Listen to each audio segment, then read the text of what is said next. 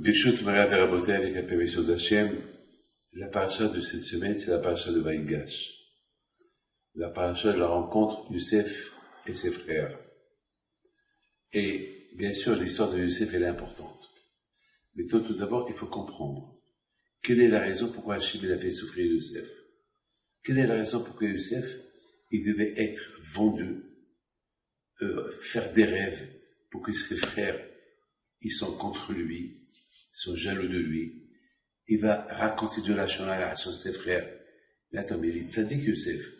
On ne peut pas imaginer que Youssef, il parle de la shonara. Pourquoi il a vu que les choses négatives sur ses frères? Pourquoi il ne voit pas les choses positives de ses frères? Beaucoup de fois, il y a des tzaddikim qui disent, au lieu de voir les choses négatives sur quelqu'un, vois les choses positives sur quelqu'un. Pourquoi tu vois que le négatif? Vois le positif. Donc, il y a beaucoup de questions sur l'histoire de Youssef Hatzadik avec ses frères. Et par exemple, l'une des questions, par exemple, de Youssef Hatzadik, c'est par exemple, est-ce que Yaakov, il était certain que Youssef il est mort, ou il avait des doutes qu'il n'est pas mort? Et comment, mais pour moi la plus grande question, c'est pourquoi Hachem, il a fait souffrir Youssef? On dit que Youssef Hatzadik, c'est lui qui a préparé la venue des Béné Israël en Égypte. Hachem, il a voulu que les Béné Israël ils arrivent en Égypte comme des rois. Alors, si Yaakov ne serait pas parti en Égypte, le Midrash dit que Hachem, il aurait envoyé des ennemis pour le faire chasser d'Israël et pour aller s'exiler en Égypte. Mais étant donné que Yaakov, c'est un tzaddik, Yaakov Avinu, alors qu'Hachem, il a fait qu'il va en Égypte comme un roi. Son fils est devenu roi, et il a souffert, il était bon Dieu, après, il avait un rêve que personne ne pouvait l'expliquer, et c'est lui qui l'a expliqué. Donc, Hachem, il a fait une histoire pour que Yaakov puisse descendre en Égypte. Mais Hachem, il a beaucoup de manières, sans que Youssef y souffre. Pourquoi Hachem n'a pas mis dans la tête de Yaakov de quitter l'Égypte, de quitter Eretz Canaan, avec une famine, et tous ils descendent en Égypte? Quand Hachem il a dit à Abraham, lorsqu'il y avait la famine, il a dit à Abraham, va en Égypte. Et puis, il va rester là-bas, Hachem il va faire il va avoir une famille longtemps, et ils vont rester là-bas, et point final, oui ou pas? Pourquoi Youssef? Alors moi, je voudrais vous expliquer quelque chose de magnifique. Vous avez remarqué que toujours la paracha de Youssef, elle est avec la paracha de Hanouka. Toujours, elle tombe avec Hanouka. Alors, on va essayer de comprendre pourquoi. Tout d'abord, Hanouka, les Juifs, ils étaient en Israël, ils étaient chez eux. Et malgré qu'ils étaient chez eux, l'influence des Grecs, les influencés, ils sont tombés à 49 degrés de Thomas, je crois qu'ils sont devenus presque grecs. Et ça, ils étaient en Israël. D'autre côté, on voit un Youssef, qu'il était en Égypte, tout seul, sans père, sans mère, sans frère, sans rien, seul, il est resté religieux avec le bon Dieu. On voit deux choses complètes. Alors, on aurait pu dire, parce que le Rambam dit, selon où tu habites, tu deviens. Tu habites à Miami, et tu fais pas attention où tu habites, tu peux devenir comme les gens comme des Américains. Tu vas tout perdre. Comme il y a beaucoup de gens qui sont venus en Amérique, ils ont perdu leur religion. Pourquoi? Parce que ils sont partis habiter n'importe quoi. Et le Rambam, il dit, tu habites dans un endroit où il y a la Torah, la synagogue, alors, dans ta tête, tu vas t'adapter à ça. Et tu seras bien. C'est selon là où tu habites, tu es. Vous savez que l'aigle, c'est un carnivore. Il mange de la chair, il mange de la viande. Vous avez vu un oiseau qui mange de la viande? Pourquoi? Ils disent à Moussar, parce qu'il habite il habite dans le désert. Et l'aigle, dans le désert, qu'est-ce qu'il voit? Il voit les animaux qui mangent de la viande. Alors il commence à manger de la viande. C'est-à-dire, selon là où tu habites, tu deviens. Yeah. Tu es avec des gens bien, tu es bien. Tu es avec des gens mauvais, tu es mauvais. Et on voit que chez Youssef Hatzadik, même qu'il habitait avec des gens qui sont dans la Touma, Znout, pas de pudeur, pas de signe, rien du tout, il est resté tzaddik. Il est resté un grand tzaddik. C'est-à-dire que c'est un grand travail. Et je pense que c'est ce que la Torah veut nous apporter. Et va nous emmener. Hachem, il aurait pu faire autrement que Yaakov, il va en Égypte, sans que Yosef, il souffre. Mais la Torah veut nous apprendre l'histoire de Yosef. Regarde, Yosef, avec tout le mal qu'ils ont fait, il leur a pardonné. Avec tout le mal qu'ils ont fait, il leur a donné à manger. Et avec tout le mal qu'ils ont fait, il n'a pas rapporté à son père. Parce qu'il avait, ils disent que pendant 17 ans, que Yaakov était en Égypte, Yosef, il n'est pas parti voir son père. 17 ans. 17 ans. Bon, tu te rends compte? Pourquoi? Pour ne pas qu'un jour son père lui dise, raconte-moi l'histoire, comment tu es arrivé en Égypte? Pour ne pas qu'il ment, il va lui dire, c'est mes frères qui m'ont vendu, il n'a pas vu son père. Il a vu son père que le jour qu'il devait mourir. Alors tout le monde était là. Tu te rends compte? Pour moi, alors moi, je me suis posé une question. Pourquoi il a fait ça? Yosef invente une histoire à Yaakov. Non. Et Yosef, il est émette. Il ne peut pas inventer une histoire à son père. Il ne peut pas lui dire la vérité, parce que Yosef dit la vérité à son père va s'énerver sur ses frères. Mais le fait qu'il n'a pas rencontré son père pour raconter à son père ce que ses frères lui ont fait, il a réparé le Lachon Hara qu'il a parlé sur eux. Il a réparé le Lachon Hara. Alors vous allez poser la question, pourquoi il a parlé de Lachon Hara sur eux? Eh bien, la réponse, elle est simple. La réponse, c'est que de là, on voit, il ne faut pas trop aimer quelqu'un. Il ne faut pas faire de différence entre les garçons. Si tu as 12 enfants, il faut les aimer tous ensemble. Il ne faut pas montrer de différence. Yaakov Avinu, il a montré une différence à tout le monde qu'il aime Yosef. Alors Yosef, pour avoir encore plus de succès avec son père, il va raconter n'importe quoi à son père. Vous avez compris? Pour avoir du succès avec son père. Pourquoi il ne faut pas montrer à tes enfants que tu aimes Yaakov plus que Moshe? Parce que ça va faire la haine entre eux. Mais d'autre côté, tu vois que le fait que Yosef, il se sentait le préféré, alors il en a profité pour juger mal ses frères.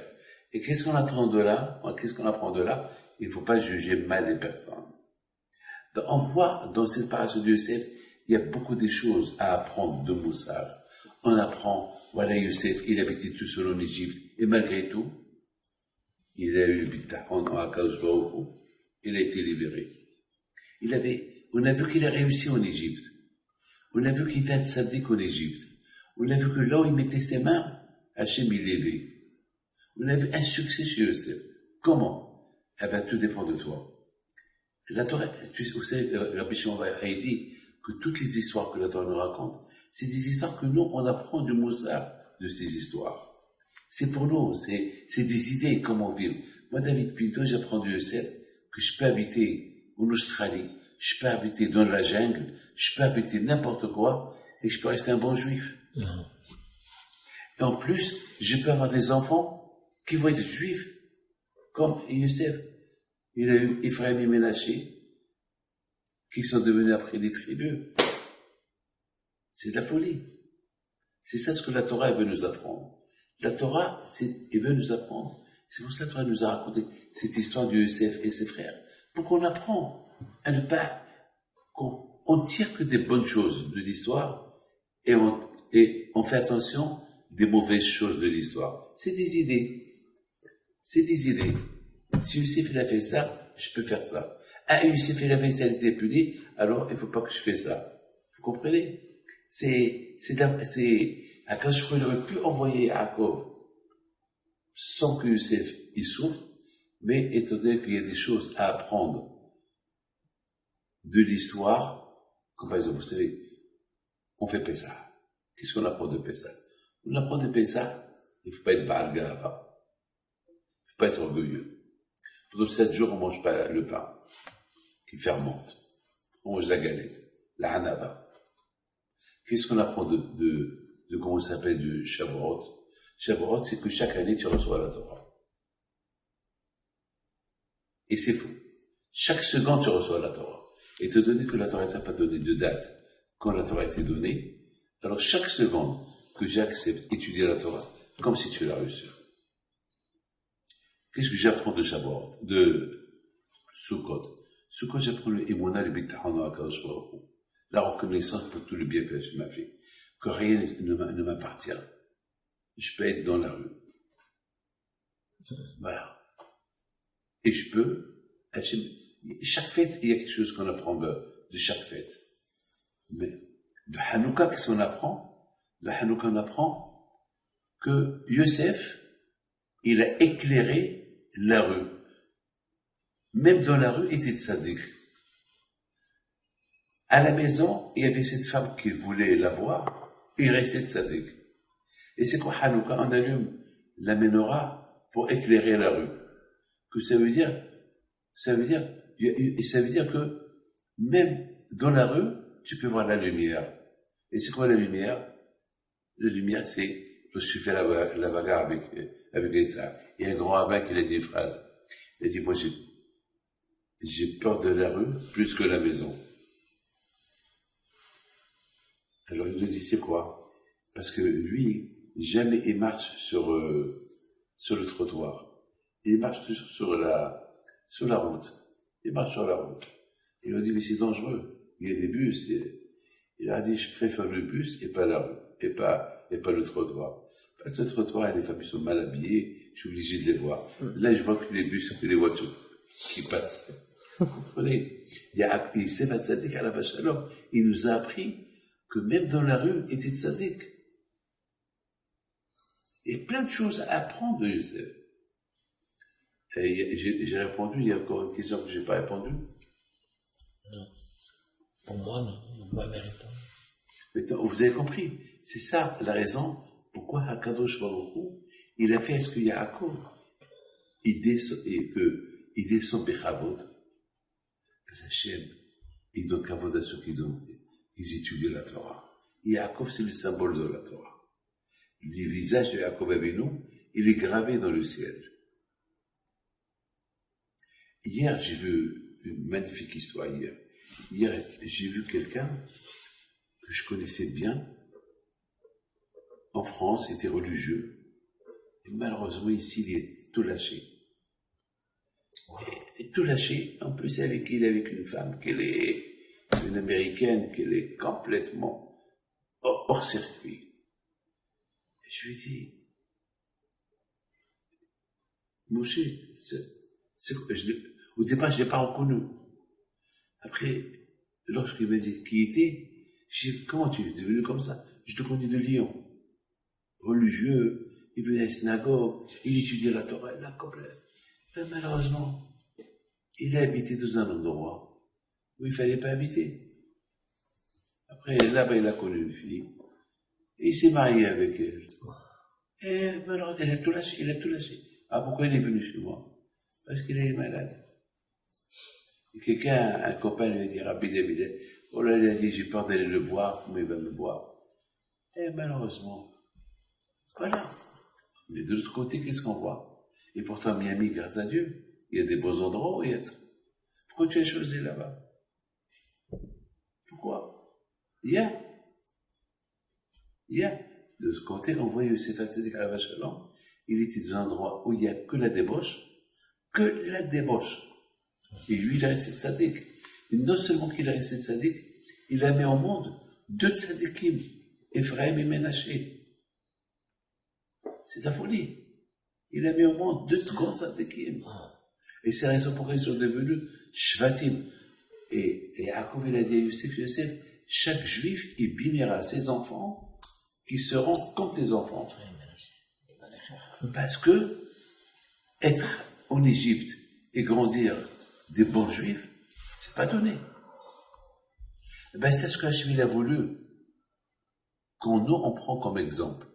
Et c'est la raison pourquoi Hachem il a fait que Youssef, il soit vendu. Vous savez, lorsqu'on investit,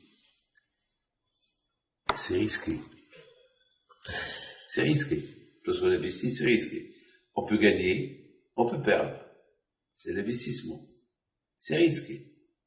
Mais si tu surveilles bien, eh ben, tu gagnes. Le plus important, c'est de bien surveiller. Bien. Eh ben, mes amis, la Torah, elle nous a appris, regarde Youssef, avec la Torah que son père lui a donnée, ce que son père a investi en lui, regarde, il a bien tenu l'investissement, ce qu'il a investi en lui, et pendant 20 ans qu'il était seul en Égypte, il a réussi. Il a réussi. C'est ce que la Torah veut nous apprendre. Maintenant, il y a Yaakov Avinu alav shalom, toute sa vie, pendant 20 ans. Dans sa tête, Youssef, il est mort ou il n'est pas mort. Il y avait toujours le doute. Parce que tant qu'on ne voit pas le corps, il y a le doute.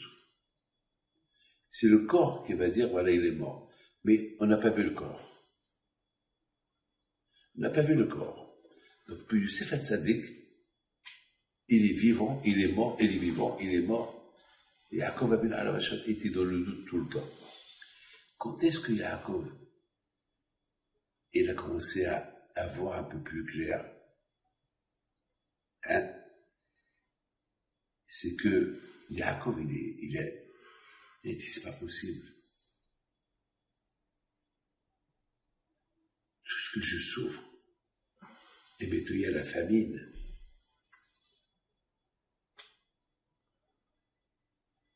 Il voit que ses enfants, ils ont fait 2 allers-retours. Ouais.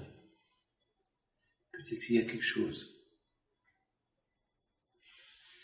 Hachem ne peut pas me faire souffrir comme ça, c'est ça les Avot. Pour eux, chaque chose qu'Akash la porte, il a une signification.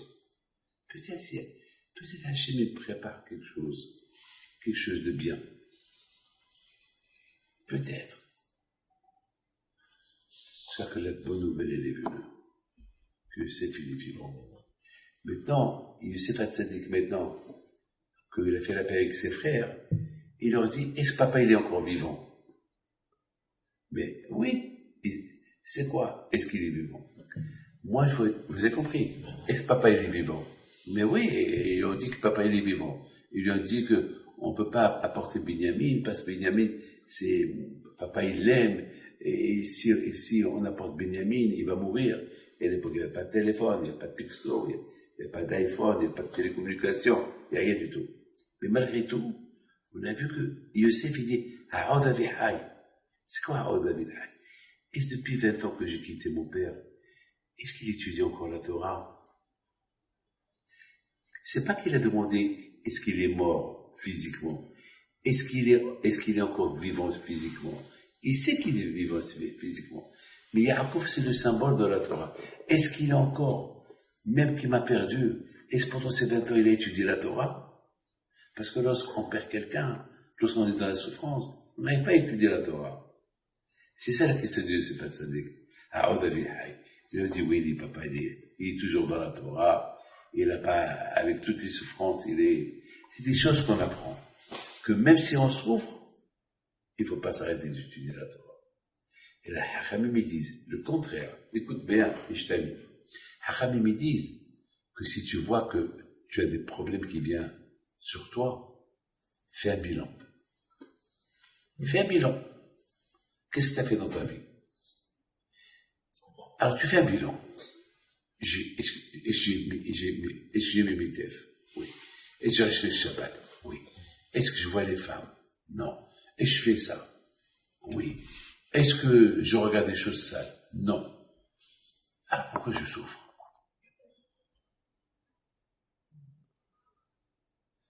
Alors, ils me disent, il faut que tu trouves une solution. Pourquoi tu souffres?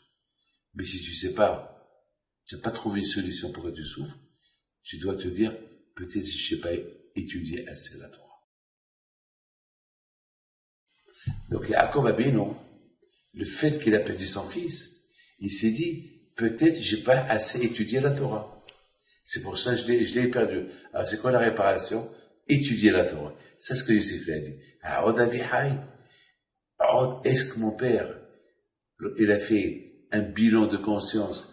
Pourquoi il a souffert par rapport à ma disparition? Ils ont dit oui. Il a réparé. Et bien, c'est l'émet. On dit, Bikesh Yaakov la Shemet Bishalva, Kafat Alam Ruz. Yaakov, il a voulu étudier la Torah dans la tranquillité. Les problèmes ont commencé. Voilà plus ou moins ce que j'apprends de cette belle paracha de Yosef. Et bien sûr, Yosef à la fin, il a réuni ses frères. Et, Baruch Hashem, on attend maintenant Mashiach ben Yosef. Et Mashiach ben David, les deux ensemble, qui vont nous réunir ensemble à la venue de Mashiach avec